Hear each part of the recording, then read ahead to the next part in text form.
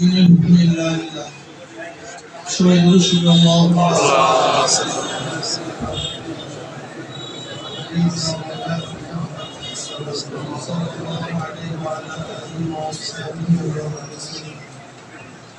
ইসলামী যুব আন্দোলন জেলা শাখা চারকাঠি জেলা শাখা কর্তৃক আয়োজিত আজকের যুব সম্মেলনের সম্মানিত সভাপতি, নেতৃবৃন্দ, সকল স্তরের যুবক ভাইয়েরা, ইসলামী যুব আন্দোলন কেন সৃষ্টি করা হয়েছে, কেন গঠন করা হয়েছে, এ ব্যাপারে আমরা সবাই জানি যে গোটা দুনিয়ার যে কোনো পরিবর্তনের প্রয়োজনে যুবকদের খুবই দরকার। যুবক ছাড়া কোনো জিনিস পরিবর্তন করা যায় না। যেহেতু যুবকরা স্বাধীন, যুবকদের মধ্যে শক্তি আছে, মেধা আছে, প্রজ্ঞা আছে, তারাই পারবে দেশকে পরিবর্তন করতে। আজকে বাংলাদেশের অবস্থা কি কম বেশি আমরা যারা সচেতন সবাই জানি। কোটা আন্দোলন চলতেছে, যেখানে ছাত্ররা তাদের অধিকার আদায়ের জন্য রাস্তায় নেমেছেন, সেখানে অবৈধ সরকার কি বললো? অবৈধ সরকার বলতেছে যে মুক্তিযোদ্ধার সন্তানেরা চাকরি পাবে না, রাজাকাররা চাকরি পাবে। তার মানে উনি দেশকে বিভক্তি করতে চান, দেশের মধ্যে বিভক্তি সৃষ্টি করে এদেশের মধ্যে মারামারি, কাটাকাটি, হানাহানি, খুনাখুনি করতে চান। আর আমরা মুক্তিযোদ্ধার সন্তান কি দেখলাম? এক মুক্তিযোদ্ধা অরিজিনাল সন্তান পয়দা না করলেও মুক্তিযোদ্ধার কোঠা সন্তান সৃষ্টি করেছে। আপনারা দেখেন নি? মুক্তিযোদ্ধার কোঠায় সন্তান পয়দা করেছে। আজকে বাংলাদেশের অবস্থা সম্পর্কে আপনারা কম বেশি সবাই জানেন। কোটা আন্দোলনের সাথে আমরা প্রথম অবস্থাতে ছিলাম। যেই দিন থেকে কোটা আন্দোলন শুরু, সেই দিন থেকেই ইসলামী আন্দোলন বাংলাদেশ ঐক্যতা ঘোষণা করেছে। ন্যায্য দাবি, মেধার ভিত্তিতে চাকরি হবে। মেধার ভিত্তিতে চাকরি হলেই এদেশ উন্নতি হবে, এদেশ গড়বে। কিন্তু আজকে আওয়ামী লীগ এই দেশটাকে আওয়ামী লীগের জন্য একটা বাণিজ্যিক রাষ্ট্র হিসাবে সৃষ্টি করেছে। আওয়ামী লীগের জন্য বাংলাদেশ হলো রাষ্ট্রীয় বাণিজ্যিক একটা জায়গা। আওয়ামী লীগের পেট এবং পিঠ বাঁচাবার জন্য, পেট ভরার জন্য, আঙ্গুল ফুলে কলা গাছ নয় বট গাছ হওয়ার জন্য তারা রাষ্ট্রের ব্যবহার করে। আপনারা জানেন, খোদ অবৈধ প্রাইম মিনিস্টার বলেছে যে তার পিয়নের 400 কোটি টাকা, তার একজন পিয়ন 400 কোটি টাকার মালিক। যদি একজন পিয়ন 400 কোটি টাকার মালিক হয়, তাহলে বুঝেন তো সেই পিয়নের যে বস, সে কত টাকার মালিক। তাহলে আপনি বুঝেন একজন এমপি কত টাকার মালিক, একজন মিনিস্টার কত টাকার মালিক। বুঝতে পারবেন, একটা উদাহরণ দিলে বুঝতে পারবেন। ফরিদপুর জেলার একজন ছাত্রলীগের সভাপতি, শুধু বিদেশের টাকা পাচার করছে 2000 কোটি। আর চীনে যাওয়ার পরে চীন সরকার বাংলাদেশ সরকারকে ভিক্ষা দিয়েছে মাত্র 1600 কোটি। চীন সরকার বাংলাদেশ সরকারকে ভিক্ষা দিয়েছে মাত্র 1600 কোটি। আর ওনার ছাত্রলীগের সোনার সন্তান একজন সভাপতি দেশ থেকে পাচার করেছে 2000। বুঝেন তো অবস্থাটা কি? আজকে দেশ থেকে কোন কোন রিপোর্টের মধ্যে আসছে 10 লক্ষ কোটি টাকা, কোন কোন রিপোর্টের মধ্যে আসছে 12 লক্ষ কোটি, কোন কোন রিপোর্টের মধ্যে 14 লক্ষ কোটি টাকা শুধু বাংলাদেশে পাচার হয়ে গেছে। 14 লক্ষ কোটি টাকা। আপনারা দেখেছেন প্রাক্তন র্যাবের প্রধান বেনজির সাহেব, পুলিশ প্রধান বেনজির সাহেব, তার কত টাকা আছে সে নিজেই জানেন না।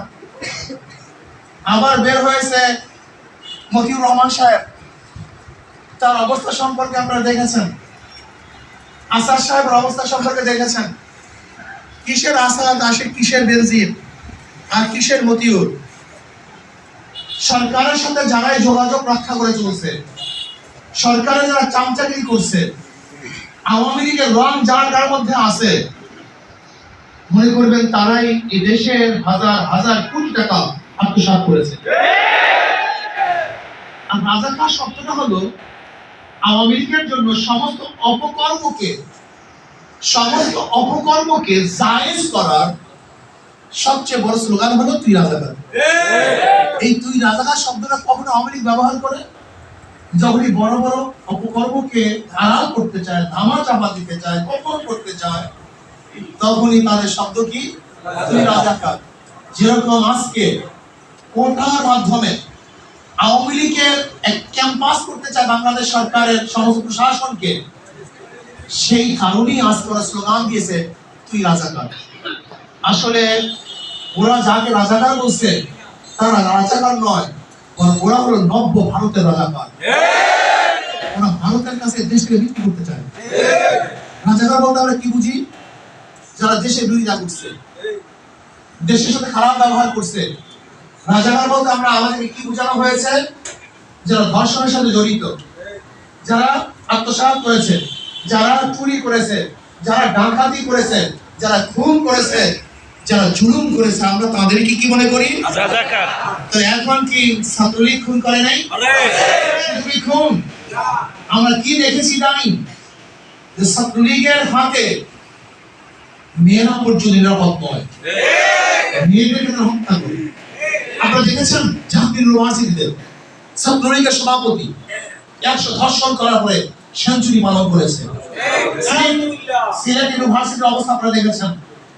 আপনারা দেখেছেন কয়েকদিন আগে একজন স্বামী তার স্ত্রীকে নিয়ে ঘোরার জন্য গেছিল, কিন্তু আওয়ামী লীগের লোক দলবদ্ধভাবে সেই স্বামীকে বেঁধে রেখে সেই স্ত্রীকে ধর্ষণ করেছে। আমরা এমন কেসও দেখেছি যে আওয়ামী লীগের লিডাররা ছাগল চুরি করেছে। আমরা এমন হাজার ঘটনা দেখেছি যে আওয়ামী লীগের লোকজন ধর্ষণ করে হত্যা করেছে। তার মানে যদি ধর্ষণের কারণে, জুলুমের কারণে, অন্যায়ের কারণে, খুনের কারণে আমরা দেখেছেন আসাদের বুকের থেকে তারা রক্ত ঝরিয়ে আসাদকে দুনিয়া থেকে বিদায় দেওয়া হয়েছে। আবু সাইদ কি করেছে? আবু সাইদ কি করেছে? তার হাতে কোনো আগ্নেয় অস্ত্র ছিল না, অবৈধ অস্ত্র ছিল না। আবু সাইদ তো এই দেশের জন্য, অধিকার আদায়ের জন্য বুক পেতে দিয়েছিল।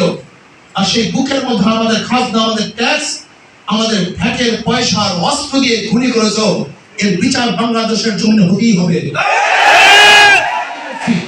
কোন আইনের বলে, কিসের কারণে তুমি আবু সাইদের বুকে গুলি দিয়েছো? আমাকে বলো, কোন আইনের ভিত্তিতে আবু সাইদ কেন গুলিবিদ্ধ হয়েছে? আবু সাইদের মার বুক কেন খালি করেছো? আজকে আবু সাইদ কেন এই ছাত্র জীবনী প্রাণ হারাতে হয়েছে? এর জবাব অবশ্যই অবৈধ খুনি শেখ হাসিনাকে দিতেই হবে। আমি বলবো, নির্যাতন করে, নিপীড়ন করে, অত্যাচার করে গোটা দুনিয়ার কোন আন্দোলনকে থামিয়ে কেউ রাখতে পারে নাই। বিশেষ আওয়ামী লীগ সরকারও কোন অবস্থাতেই জুলুম নির্যাতনের মাধ্যমে এই আন্দোলনকে থামিয়ে রাখতে পারবে না। আমি আন্দোলনরত সমস্ত মানুষদেরকে বলবো, পিছে ফেরার কোন সুযোগ নেই, পিছে কোন জায়গা নাই। পিছে আছে শুধু আপনাদের হাসির রশি এবং জেলের তালা ভেঙে ওই জেলের মধ্যে আপনাদেরকে ওরা রাখবে। কাজে জেলের তালা ভেঙে বের করতে হবে, ওই ফাঁসির রশিকে ছিন্ন করতে হবে। পিছনে আমাদের কোনো জায়গা নেই। চারদিকে, তিনদিকে ভারত, একদিকে বঙ্গোপসাগর, পিছনে হঠাৎ কোনো জায়গা নেই। আমি আন্দোলনরত সমস্ত সাথীদেরকে বলবো, যদি আপনারা পিছে হাঁটেন, আপনাদের বিরুদ্ধে হাজার হাজার কেস হবে, হাজার হাজার মামলা হবে, হাজার হাজার মানুষ গুম হবে, হাজার হাজার মানুষ ক্রস ফায়ার হবে, হাজার হাজার মানুষ খুন হবে, হাজারো মারা তাদের বুককে খালি করবে, হাজারো বোনেরা তার বিধবা হবে, হাজারো বাচ্চারা এতিম হবে। কাজে আন্দোলন থেকে পিছে হটার কোনো সুযোগ নাই।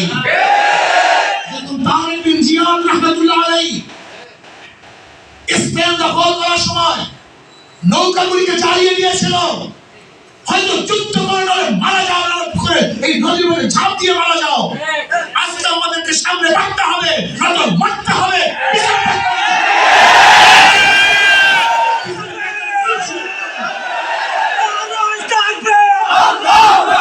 আমার ভাই মরলো কেন?